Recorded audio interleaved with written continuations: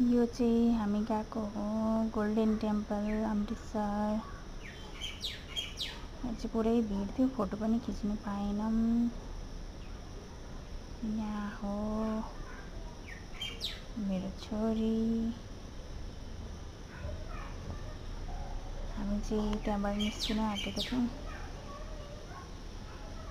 Photo चाहिँ मजाले खिच्नै पाएनौँ, फोटो खिच्नु नै दिँदैन रहेछ त्यहाँनिर। त्यही लागि चाहिँ हामी निस्किहाल्यौँ।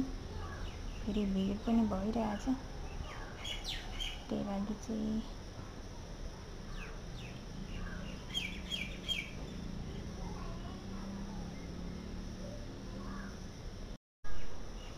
यहाँनिर चाहिँ एकदमै राम्रो रहेछ कि झन् रातिको भ्युजहरू चाहिँ पुरा राम्रो हुन्छ। तर राति हामी आउनु त आएको छौँ, तर भित्र चाहिँ पस्नु पाएनौँ। रातिको चाहिँ एकदमै मजाको देख्दो रहेछ गोल्डन टेम्पल। उता भित्र चाहिँ जानु पाएनौँ हामी, खालि बाहिर मात्रै हेरेर दिउँसो हेरेर गएको।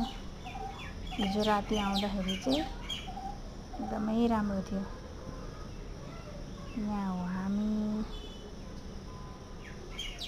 अनि यहाँ चाहिँ हामीले पानी खिच्दै गयौँ गल्लिनी र म।